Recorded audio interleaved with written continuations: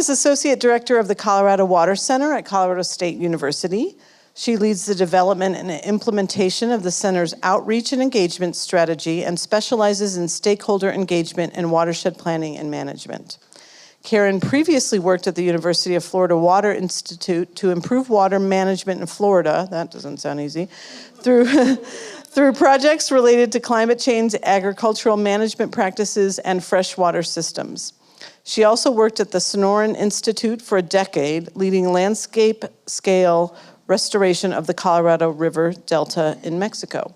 So without any further ado, here's Karen. Thank you, Commissioner Stevens, and thank you, Larimer County, for co-hosting this event and really being kind of the instigators of this all. So I'm going to just talk a little bit about what you can expect today. Our water education series, this is the second of our sessions focused on water conservation and sharing. We've got another one on October 18th that will also be at this location in Loveland on watershed health and in-stream flows. And then our last one will be November 16th, What's Next for Larimer County Water. And our agenda today, so we've got a wonderful lineup of speakers today. I'm going to kick it off with just a little bit of background information on water conservation and sharing, kind of a Water 101 talk. Then we'll hear about overview of agriculture, agricultural water efficiencies and conservation, water sharing between agriculture and municipalities, urban water use and conservation, and then we'll have time at the end, hopefully about a half hour, for question and answer and some panel discussion. So that's where we're going. And I'm going to introduce our great speakers now. Whoops, that's not the right slide. So in order, so I'll be doing the Water 101, you already heard about me. Greg Peterson is the Executive Director of the Colorado Ag Water Alliance, which is comprised of agricultural leaders from across Colorado committed to the preservation of agriculture through the wise use of Colorado's water resources. Greg received a master's in political economy of resources from the Colorado School of Mines and previously worked as a teacher. Joel Schneekloth is the Water Resources Extension Specialist at the Colorado Water Center. He is responsible for the development of research and demonstration projects relating to water quantity and quality issues that are attributable to agriculture and urban water use, and helps to develop educational programming to help magnify water issues to the public. Joel specializes in drought education and mitigation, irrigation management, and alternative cropping systems. He also collaborates with Nebraska and Kansas on regional water issues. Then we've got Brett Bovey. He is the president of Westwater Research based in the Fort Collins office. Brett brings close to 20 years of experience conducting a variety of engineering, economic, and water rights studies across the western states. He assists clients in buying water rights, valuing water, evaluating water supply risk, and planning for future water challenges. Brett brings a unique perspective to projects, combining a background in water resources engineering with a developed knowledge of water rights and economics. And finally, we have Katie Collins. Katie is a water conservation specialist with Fort Collins Utilities, currently working on outdoor water conservation programs and an update to Fort Collins landscape standards. She graduated from Colorado State University's College of Agriculture with a degree in horticulture. Prior to joining the water conservation team in 2017, Katie spent over 10 years in the green industry, leading the good, the bad, and the ugly about landscaping and irrigation. When she's not at work, she likes to play with her kids, hunt for insects, and pinch tomato plants. We have a lot in common. Okay, so let's give a warm welcome to our panel today. And we have an exciting set of talks here for you. So again, we're going to go through each presentation, and we'll have a little bit of time at the end for clarifying questions and then open it up at a big discussion at the end. So I will get right into it. Okay. With some background on water conservation and efficiency and sharing. So, and hopefully that will give us the foundation that we need to dive a little bit deeper into the presentations you'll hear in a little bit. So First, I'll talk about why it's important to save water in Colorado. And then what do we exactly mean by water conservation and efficiency? What do those look like in practice? And what is conservation and efficiency in the context of water law and administration? So when we think about water conservation and sharing, it's important to know how we're actually using water in our state. So this is consumptive water use, which is important to know. This is the water that's being consumed, not just diverted. So if you think about water that you might put on your garden, some of that water is going to be taken up by plants. Some of that water is going to go into the ground, go back into the groundwater, maybe eventually make it to a stream or a river. So we're talking about water that's consumed by humans, animals, crops, vegetation, getting taken up into products, basically not available for immediate use.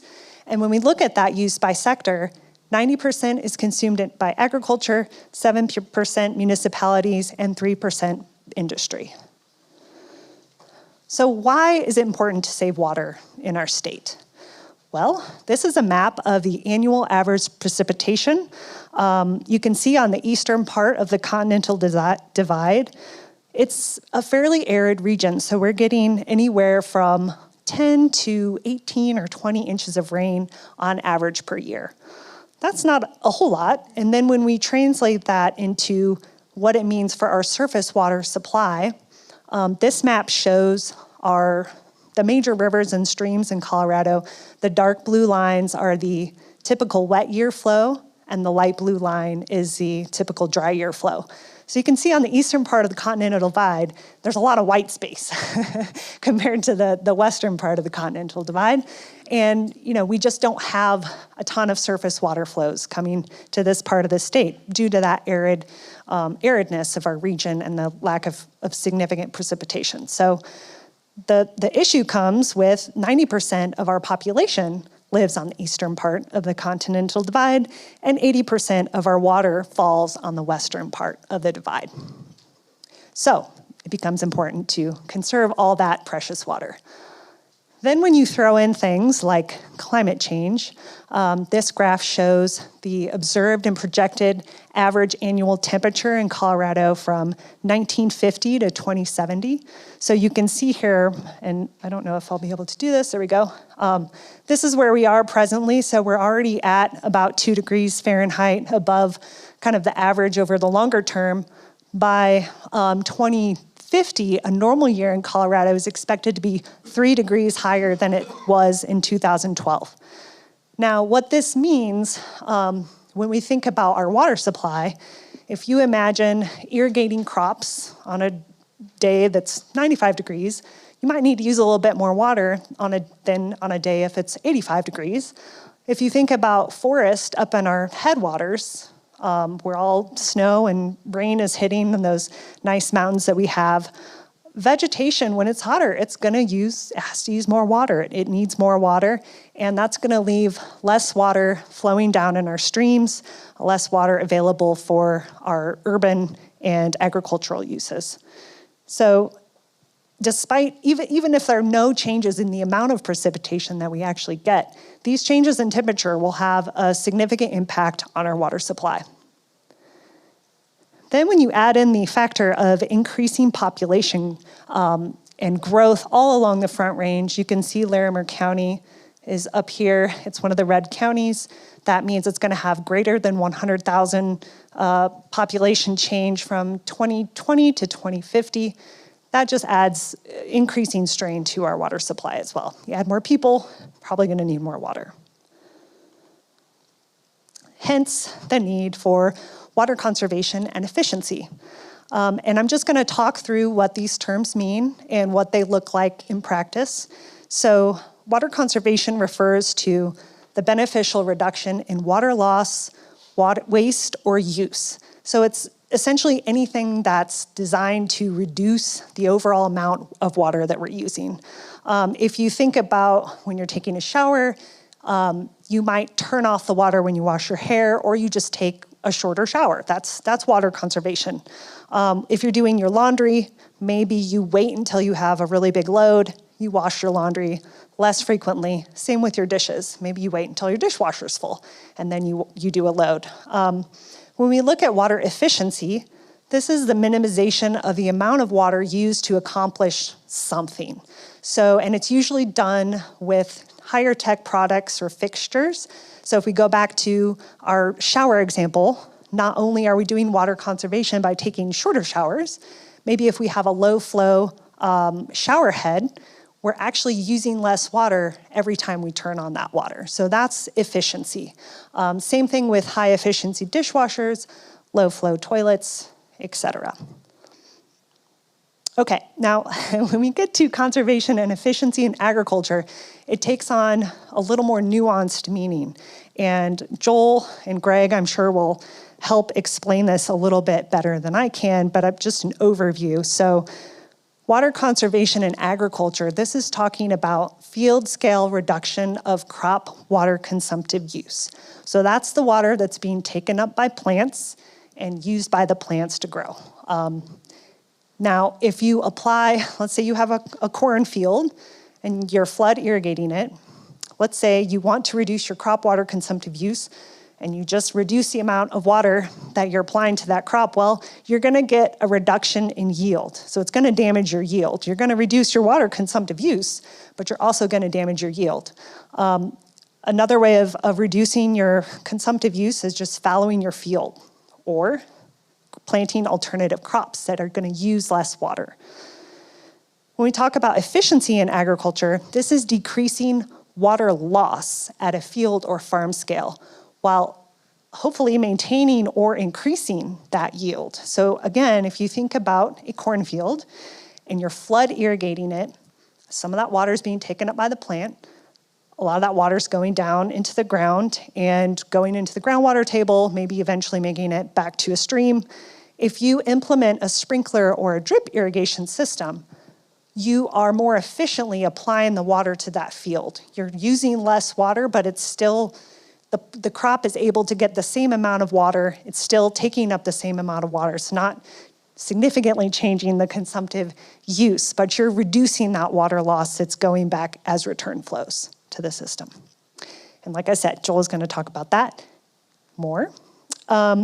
And so when we think about conservation and efficiency in the context of water law and administration, this is just an important point I wanted to bring up because it does have impacts on what we're able to do and kind of the resources available to do some of this work. So first and foremost, prior appropriation doctrine is the water law that governs water in Colorado. There are many different components to this, and I'll just mention a few. So first of all, the earliest water users have the highest priority use. First in time, first in right. Secondly, you must put the water to beneficial use. You cannot waste it. You cannot be speculative with the water. And then thirdly, which is something I want to bring up here, is there's a component of it that if you don't put it to beneficial use for 10 years, there's a risk of losing it to abandonment if that is your intent. It has to be through intent.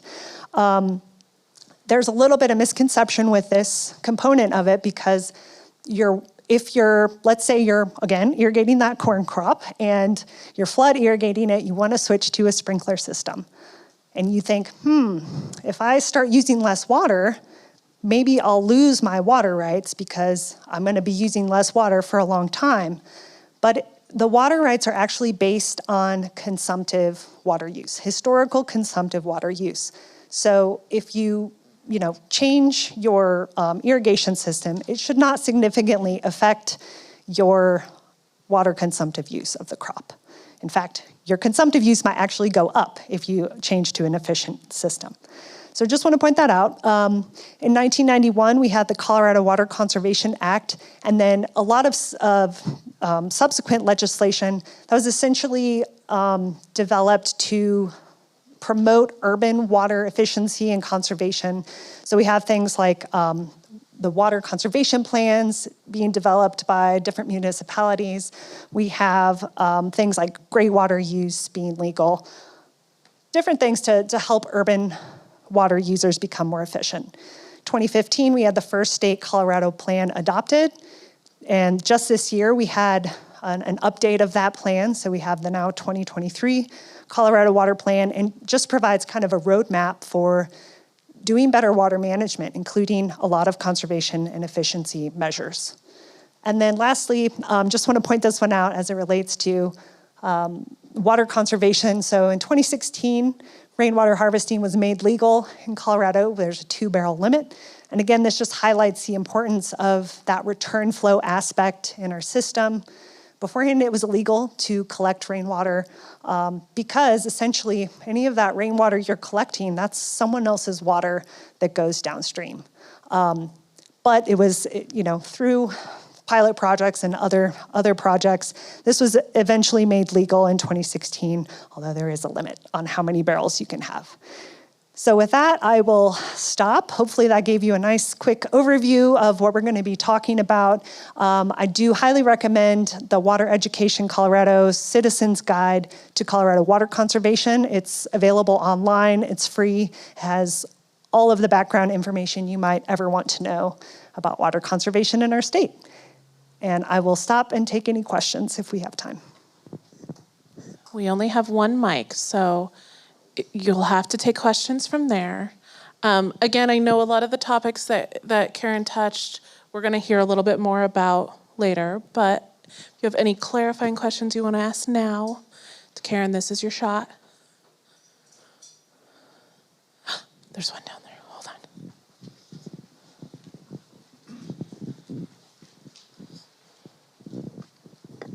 Thank you. I'll be brief. This is just about the barrels, the rainwater. Is there also a limit on how long you can hold the water, or is it just that you can have 2 barrels of water? I am not sure of the amount of, how many barrels you can go through. I think it's just a 2-barrel limit, and however much water you can collect is. Okay, I think maybe I'm It's up to recalling New you. Mexico's law where you had to actually empty your barrel in 72 hours or something. So there was some time related to it, I think. So Katie, do you know? Oh, You don't have to, but we have a very similar rule to actual legal storage vessels, reservoirs, ponds that are used for flood control. We call that the 72-hour rule. Oh, I see. So Okay. we have that. So, and you'll see that throughout areas like this where you have those ponds that fill up with rainwater during storm events, and it's a way where they don't have to actually get a storage right and be a reservoir and operate, but they're still not affecting the hydrology of the system too. Yeah. All right, with that, we'll make sure we put that link to the Water Education Colorado Citizens Guide on the website so that it's easy for you guys to get to. I think we'll move on to Greg. It's totally up to you, Greg. There you go. I'll take my stuff and